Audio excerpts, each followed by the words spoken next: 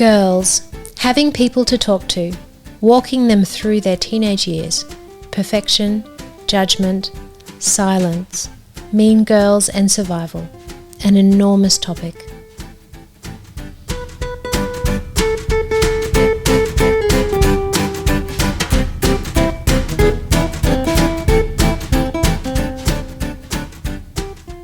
Welcome everybody to Signposts for Living with Dr. Kirsten Hunter. Mia Patterson, hello, welcome. Hello. I'm back. Yeah, you're back. And oh my gosh, we're going to have many subsequent conversations because this is like one of those situations where you just, the topic kind of extends to other really incredibly important gems. And here we are talking about girls. I can say my favourite topic, which sounds not great, but it is my favourite topic. Well, passion. I can talk about girls forever. And yeah, it's a really important space that we need to look at.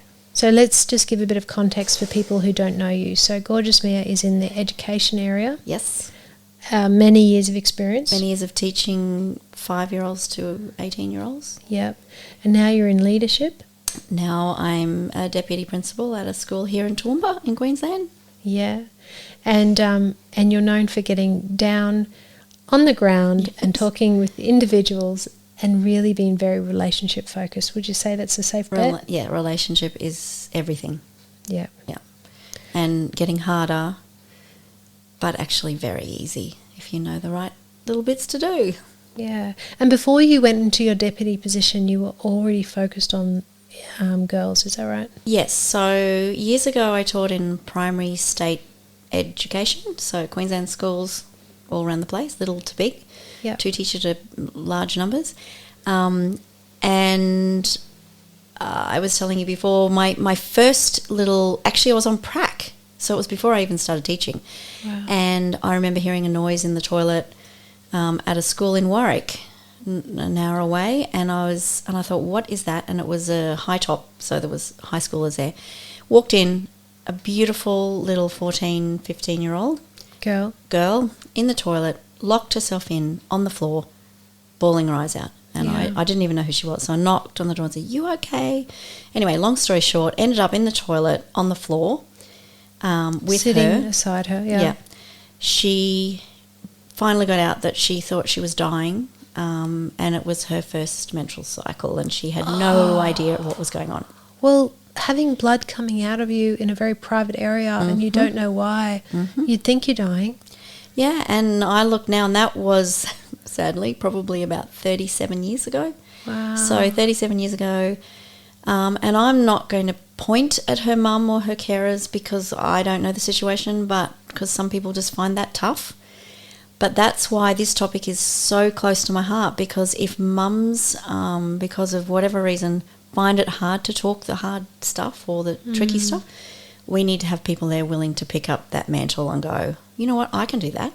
So I sat on the floor and told her all about the process of course, naive, whatever it was, 20-year-old, going, this is what's happening to your body and I need to tell you this now, and you could probably ask mum about it, and you're okay. You're okay. You're not dying. This is so normal, and this is actually a really exciting thing. You know, this is... You tried to sell it?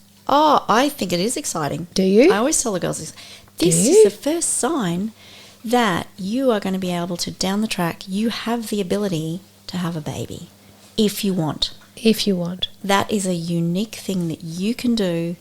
The boys can't do it. Every girl gets to have this ahead of them. It can be painful and all those things, and I tell them that, but you know, it happens. Let's focus on the good stuff, and let's talk them through what is actually going to go. And it, I must say, when I was a teenager, no one ever told me that positive sell, did they? Well, it's like if you've ever read Anne Frank, which is I've been to Anne Frank's house. Oh, I'm so jealous. I've read her book. I've read her play. I've given her play to Year 9 and 10 drama, and we've talked it through. She talks about this beautiful mystery that's going on inside her. Really? And I suppose that was probably the catalyst to me going, yeah, let's not look at this as a negative thing. Let's look at this as a beautiful, positive thing. But anyway, so in the toilets on the floor in Warwick, I just thought, which is a small country town. Yeah. Not too small, but no. And in those country areas, often we can swing two ways. You can get mums who do it all really well. You can get ones who go, we don't talk about that stuff, and they find out. Sadly, they find out about it at school. Today, 38 years later, they find out about it on the internet. By Googling, if someone suddenly was in that position, and of course it's getting younger, down to even 8-year-olds. No. Yep, starting cycles. So no. And they're Googling. Are you actually serious? I'm absolutely serious. 9. 8-year-olds are having their period. Yeah. I mean, it's not every 8-year-old, obviously, but it was down to 12, down to 10 years ago. See, I'd be thinking it'd be 12, 13. Yeah, no, it's getting younger and younger, which is sad. Wow. Well, we have 5 boys, so we don't know so you about don't this. have to. So that's all over to them. Well, I did the talk with the boys in my family. Yeah. Which is interesting. But just having that person to make it real and make it okay, and it's not this taboo subject. And today, most children will know about most things via the internet. So they're not having the conversation about it in a safe environment with someone they love and trust. It's Googling it. That's true. It's absolutely true. And that's where my passion lies, and that's where when I go back to where this all started, I was in a primary big school, 4 drafts of every year level, and I was teaching with a teaching partner who'd never taught grade 7, it was at the time, so 12-year-olds. Yeah. So we have this introduction to the year and teachers and blah, blah, blah. And she did a bit, I did a bit. She was brought up very differently to me. I'm very out there. This is what it is on the sleeve. I'm just going to be real and tell you about it in a way that's appropriate. So we talked about, the boys and the girls were there, and we talked about respecting each other. And it went on for quite a long time. I'm shortening it all. But I said, so, let's say boys or girls, one of you gets up and walks at lunchtime and you notice something on the back of the girl's uniform. Yeah. And my teaching partner at the time had never had this conversation. She was falling apart beside me unexpectedly. And I said, what do we do there? Yeah. What can we do? Yeah. And in the end, they were all giggling and falling over themselves. And I said, this is something happening to half the class. Some of you, most of you hopefully know about this, but if you don't, and boys, this is your responsibility too, you could walk up and you could give them your jacket and say, you might want to tie that around you. You might want to go to the toilet. Let me look after you. Let me look after you. Frank, real conversations.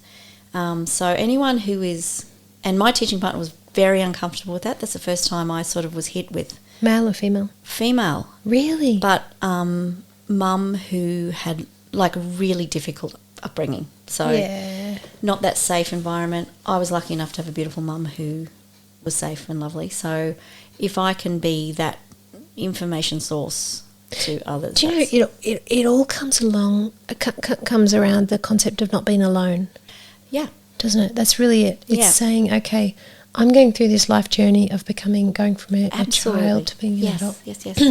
And I'm navigating this. It's the first time for me, and I need to feel like there's people who are there I can access, who are in my corner, who I feel support, and I don't fear judgment from, and I'm not alone. So the more communication, the more dialogue, the better. The more normalising, the better. Yeah. So that's what you're all about, which I love. I am all about it, and I'm about it in small groups of girls, and they get to know my style, and they get to know how frank I am about things in a gentle, soft, safe way. So, and they will then say, I will have them bring girls to me. You need to talk to Mrs. Patterson because, she will talk to you. And they don't want to talk a lot of the time because it is so huge for them.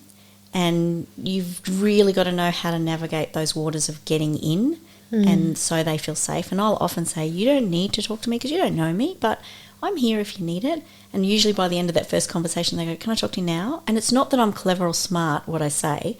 It's being... You are very wise. You are. It's being available, though, and being... Caring.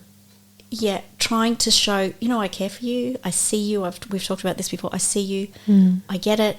I have time now. Or if you're in the middle of some disaster, try and make the time, but go, you know what? I'm going to make time at lunchtime. I'm going to see you at lunch. I'm going to see you here. And what's going on for you? And then we can talk about it. Yeah. Prioritising them and knowing that you're going to make time because that's so important. Can I throw a curveball? Go for your life. I don't know what you're going to do with this, but... That's all right. These are people bringing heartfelt, earnest issues to you and wanting to talk them through and understand where they're at in life. Yes. And have the support. 100% hear you. And let's get back on that issue in a minute. What do you do with the teenagers that enjoy drama? That come to you because they're wanting to actually have attention purely for the sake of attention, and they can whip up the drama, and it's a secondary gain. It's the primary issue isn't what they're bringing to you. Yeah. What do you do with that? How do you separate out that? Well, my instant thought is, why are you needing the attention? Yes. So you obviously need it. But you get what I mean, though. Yeah. But I would be going, something else is going on here, and I need to spend the time with this person, because if you need the attention, I need to give you some attention. Mm-hmm. They might be creating, I have had this, but I have spidey senses that... Spideys are coming out. I gotcha. I actually have said to students lots of times, I'm hearing you. Can you tell me about such and such? And then it's, all the tears come. So you can sort of... So today I had an issue where this student said, because I always say to them, hang back after our pastoral care or our time together. It's a group of 16 girls, and some of them, one of them often, some of them hang back. I'm always just sitting there on the floor. I sit on the floor with kids and teenagers routinely. It's very leveling. Sitting in a... As soon as I get a sense of power happening, I sit on the floor. Yeah. Yeah, and she started on one track, and I'm thinking, this is not what this is about. So it was sort of, I want to be this Florence Nightingale to this friend of mine, and I could hear all the, it's almost like I want to promote myself to you so you think I'm a good person. And so then I come in and I'll go, you know what, you are an amazing friend. That is amazing that you want to do that with that. Can you tell me about, and it was something to do with family, how's this going? And then the tears came. So if they're coming to you, even if it's just for a chat, I make time. I know that sounds really like, I do this. But there's not enough people making time for children, students, young people to chat. I mean, the reality is that life's busy, go, pressure, isn't it? And this is about creating time for one-on-one, for verbal eye contact. Yes, eye contact, voice, because they chat online, they talk online. And they think that that's a real conversation, when in truth it's a very contained one where you have a lot of control. Yes. And you can just disappear when you want to, and it's not three-dimensional. Yeah, exactly. Went to an interesting conference years and years ago about bullying and girls, and she was an older lady at the time, and I thought this would be interesting. But anyway, which I'm an older lady now, and you are so not. Oh my gosh! But anyway, she said years ago when she was young, if you wanted to hurt someone, you would actually write it. Say it. You'd never write anything down. Never write anything down. Yeah. You'd say it to their face. Yeah. These days, what they do is they would never say it to their face. It has to be written on social media, or a text or a DM, as you call it, like direct message. They don't realise how traceable it is. They don't realise the power of it. We are seeing this over and over with our girls. I do enrolment tours at our school, and I say if it was up to me, I'd ban social media altogether, and I'd get you to sign a disclaimer to say my child will not use social media, because the problems that we see between 14 plus, I'd say 100. I remember visiting my grandmother in a nursing home, and I thought, it still goes on. The mean girls, leave her out thing, playing. Are you serious? I am serious, playing cards. And I said, why is Sylvia not here? She was cheating, and she told us that we weren't. Whatever it is, it's this ostracising, and it's an attempt to make yourself feel stronger by putting someone else down, which is an age-old thing. Which is the in-group and out-group. In-group and out-group. So when we have a group of people, we all, as human beings, say, am I truly included? Can I relax? Do I feel like I belong? Hang on, if we can make someone else be on the out, by comparison, I'm on the in, so I feel more secure. Yes. Who will that be? That's right. Yeah. And the word belong that you just used is one of the hugest that I dwell on a lot, because we all, there's an old show called Cheers, and it's like everyone wants to be where everyone knows your face, and everyone I've been happy to see your bar. face. Oh, have you? Yeah. I'm such a tourist. Yeah. Well, they know your name and they're happy to see your face. Yeah. And I think that's part of the formula. People, Brene Brown talks about fitting in and belonging, and the difference being, and I have talked to a number of girls at our school about this and going, what's the difference? Because I've had one particular student and another one too, actually, I just remembered, I just don't belong, because we all want to belong. And this is the biggest thing with teenage girls. We all want to belong. And I said, I just don't fit in. I said, well, there's two different things. If you want to fit in, the difference between fitting in and belonging is fitting in is changing yourself to actually fit with that group. Do you want to do that, or do you want to belong to a different group or to that group or wherever because of who you are and the way you are? Acceptance. And one particular girl who I just love to death, she said, it was like this epiphany moment, and she just said, I want to belong. I said, so that means you can't change yourself. You need to be who you are and belong in your group because of the way you are. Go you. It was so powerful. That's a Brene Brown thing, and that was one of the most powerful things I've taken from her. She has so many gems, but especially for girls. I use them all the time for girls. So, yeah, that's the belonging thing. Love it. Because they're all striving to feel like they belong, and that's why when they're out, it is drastic to them. Drastic. It's life and death, and we see what we see in young people taking their lives because they feel like they're not part. And you use a lot of examples, don't you? I have trillions of examples. A lot of your personal stories as examples. Oh, yes, I do. To inspire girls I do. to make good choices, not do harm to each other. Yes. And to find strength, to have their own voice and stand up against other people. Yes. Can you share one of your favourites? I have a classic one that the girls still talk to me about. I'll try and make it as brief as I can. But Don't need to. I'm loving it. I think you talk to girls and they say, I was bullied when I was a child. And there's a few that go, I wasn't, I was the bully. And I always say to the girls, so I'll run this conversation session. I was bullied, and I know I was going into a high school, so I would have been 13. And completely ostracised, and in the school I was at, my parents had to pay, and so they had to really work hard to put me there, but they bought me a new hat, so it was very daggy to have a new hat. It was uncool to have a new hat. Uncool. Why? And my parents had said, this will last you the 5 years you're there. It was just, you had to get the second-hand one from the clothing pool. It's funny, isn't it? So I was teased. I tell the children this, I tell the students, especially the girls, we have girls' chats, because I had fat plaits, because I had really thick, dark Was it brown uncool hair. to have thick hair? Yeah, you had to have thin plaits. I can't believe that was uncool. I know. They say that too. Secondly, that I had a hat that was new. Thirdly, that... You social prior, you. This is the big one. I said I was ostracised and teased because I didn't sweat. So when we'd go for any sort of sporting all-girls school, I would be terrified because I go bright red in the face. So ruby red, bright red, and they'd tease me for this, and then my fat plaits would stick out, of course. And so instead of sweating, you'd go red. Yeah. And so what I would do was I would go to the toilets mid-lesson, and I tell them this, and I would get scoops of water and put it up under my armpits and run it down my back and then push my shirt, my sports shirt. To look like you were sweating. To look like I was sweating. And the girls are sitting in front of me when I'm telling this story going, you are kidding. It is so foul to sweat, so gross.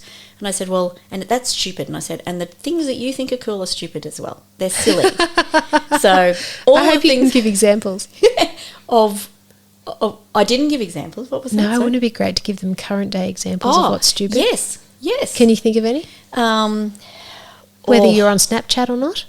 Oh, yes. I have a It's the one I 14-year-old go. student who's just gone on Instagram, and she's finally made it Yeah. because she's been allowed to go on Instagram. So whether you're a sheep or not. Yeah. Anyway, back to the Anyway, back to the fake story. sweat. So Yep.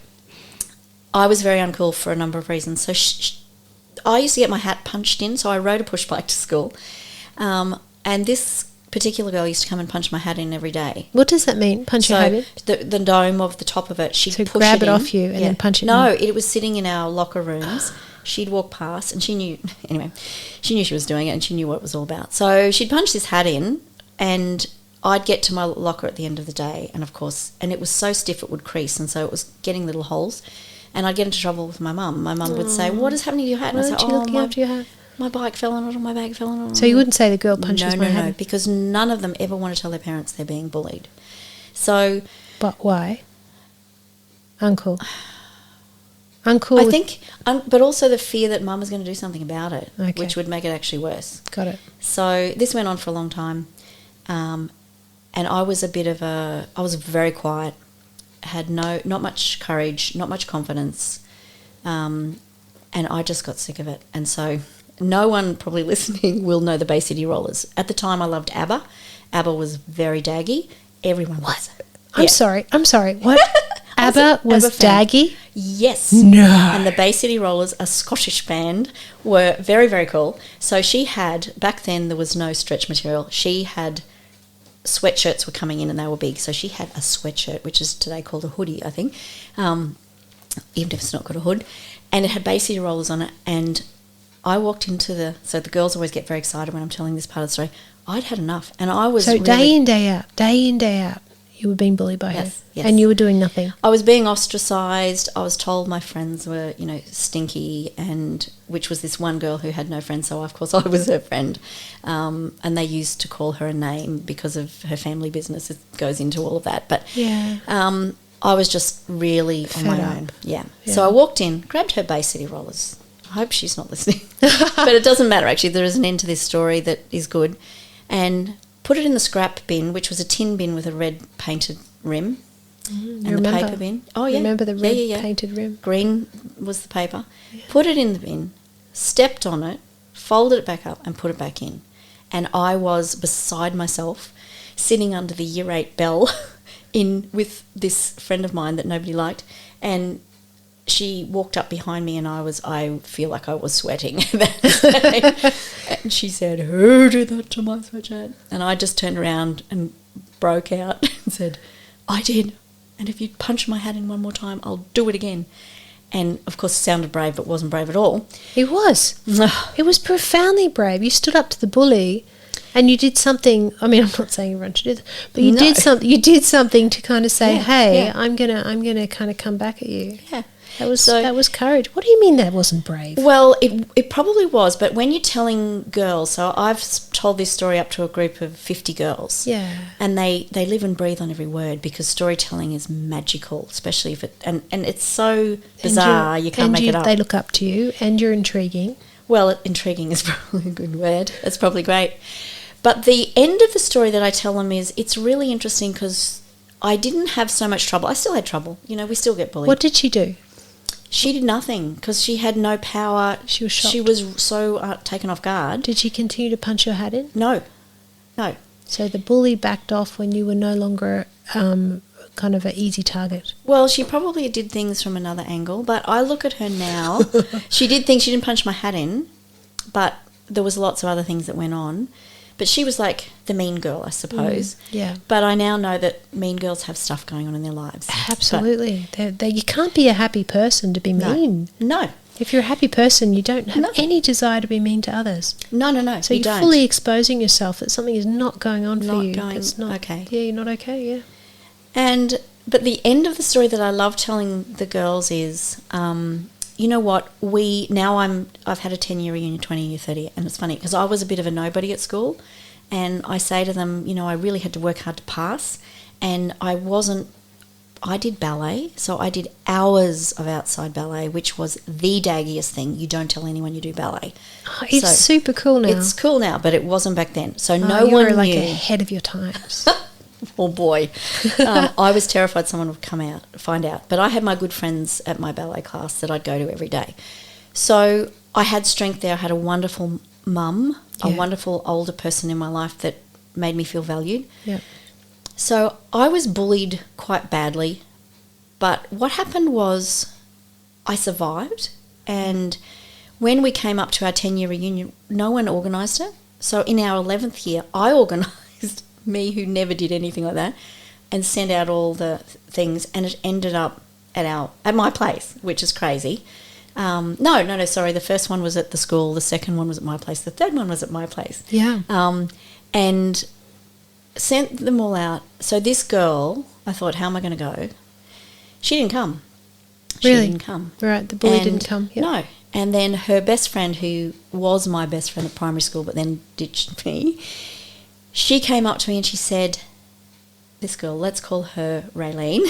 Raylene couldn't come, and this is where I say to the girls, listen carefully. Raylene could not come to the 10-year reunion because she thought she'd punched my hat in one too many times. Oh. So this is where I say to them, this is where it's key to what you say back. So I knew that, and I said, you tell her I'd love to catch up with her. Yeah. So the 20-year reunion, she came, was at Back my at your house, house, yep. back at my house, Yep. appeared at the door. I walked over, and I remember thinking, I want to punch you, but I didn't. I walked over, and I said, come in, gave her a big hug, whispered in her ear, I'm so glad you came. It took every bit of my power to do that. But she came in, it wasn't happy families. She walked around my dining table, she walked into a couple of the rooms where the girls are, and suddenly she was gone. She left. So I say to the students in my care now, they love the story because I build it right up, to the throwing in the scrap bin. There was rotten tomatoes and rotten, bananas and everything. Were there rotten tomatoes and bananas? There was it was all scraps, so it was just food scraps. Oh, is that where you put her jumper? In the scrap bin. In the food scrap bin? Yeah. Oh, I missed that. The red band around it. Ah, so, fantastic. But I said, the interesting thing is, I was bullied and I'm fine. I've gone on with life. She actually came to the 20-year reunion. She didn't come to the 30-year. That's how old I am. Had a 30-year reunion. And she couldn't come because of something bad that she'd done. And she just had lost. So you held your head high. You're okay. You recovered. Fine. You strengthened from it. Yeah. Whereas perhaps she has a conscience. Yeah. With not feeling good about who she was. Yeah, exactly. And that carries with her. And that's I mean. It carries with her. And the thing is, a lot of the time people are feeling bullied, and a lot of the cyber stuff that it's all online now, the bullying, and it's atrocious. The best thing you can do is tell them to walk away. You can't shove their jumper in a scrap bucket when they're bullying you online. But the principles there are find people who value you, have people feeding into your life that give you confidence, know that you're going to be okay if that is all happening. It's their problem, and I'll always get someone out and go, okay, come out, Penny, stand here, okay, watch this, just watch this. And what I'll do is I'll say, I'm not going to say a word to Penny, and Penny will walk up to me, come over here. So she comes over, and you can't see this obviously on the air, but I'll just turn my head away and roll my eyes at her. And I'll say, so what have I said? And the whole room reacts. So I didn't say anything. I wasn't mean to her, didn't say a word. And they come back with, oh, but you were so mean and the way you did this and that. So it's that ability to know that girls are very clever, very clever. Yeah, they are. And they do it very subtly, and they do it It's cleverly. a masterful thing. It's survival. It is survival because they need to belong in a group, and they need currency. That's their currency, that sort of thing. Like gossip is their currency, but Yeah. so cut you out, bring myself in. yeah. And I say to the girls at that stage, all right, in that stage, who looks bad, me or Penny? They go, oh, Penny. So there you go. The person who's sorry, You, I got that wrong. Who looks bad there? And they go, oh, you do. I go, that's right. I'm the bully. the mean person. Yeah, the mean person. So when you're looking at Penny going, do you think badly of her? No, you're the one. So just having those conversations where it's, oh, of course, if you're bullying someone else, they're the one that looks bad. Don't take it on board. Yeah, but that can't happen via osmosis to young girls. So that's where this... Because developmentally, they're all at that point of, do I belong? Yep. And am I being judged? And so when their peer is Yes. doing that bitchy kind of Yes. non-verbal Yes. and verbal, it is quite devastating. So it's an incredible skill to be able to say, okay, boundary, your problem, this is about you. You're in a bad place, not Yeah. about me. Superhuman power Yeah. to be able to pull that off. And that's why when we work in the towards it. lead you said almost impossible or what? Really difficult. Enormous topic. And it's enormous responsibility. And the sad thing is you have to keep saying it to them because their strongest source of information and force is their peer group. Well, what I love about what you do is you normalise these challenges that they go through. You normalise their thinking patterns, their insecurities, and the more they don't feel alone with this, and the more empowered they're likely to feel that they have choices, and it isn't personal to them, and not to take on other people's stuff. Because they all think it's only them, and that's where this, I have that too, me too. So I have a wool game that I play. We sit in a circle, and this is you can do this with any age group. You can do it with adults. Big ball of wool. I start and I say to them, I'm going to tell you something about me that I worry about, or I can tell you something, I like ice cream. If you're not feeling comfortable about sharing, that's fine. This is a brilliant game. So you have a big ball of wool. And I always usually start with, I've battled with my weight all my life. I've had a thing about my weight. So I say to them, if it's you, if you think, I've had that problem, you say, me too, I'll throw the wool to you.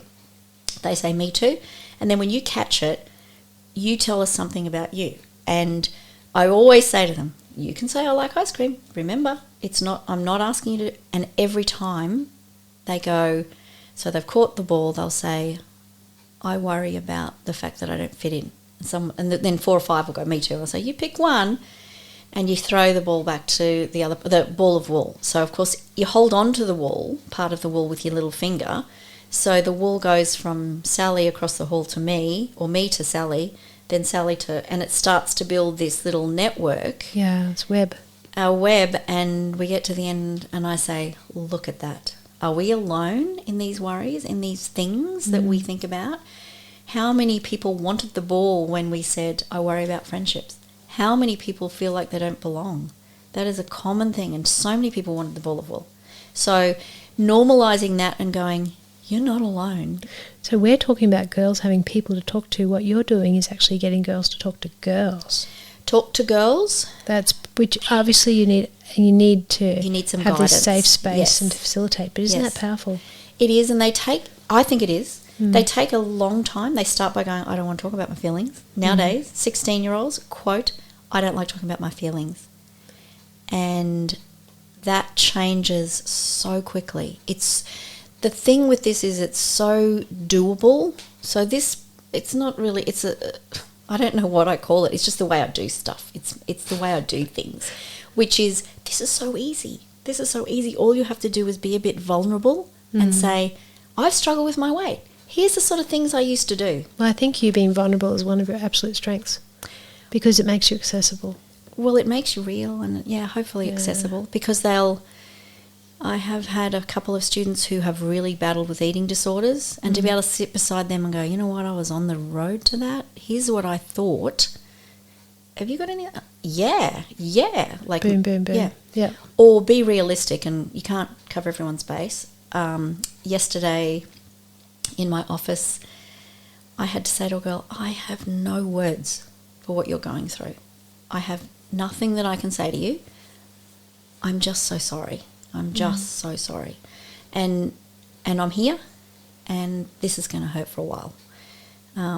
They don't want you to have platitudes or little bits that you throw at them. And sometimes the strongest thing, and I think we wrote this down somewhere when we're talking about, is silence. I think it might be in this. Yeah.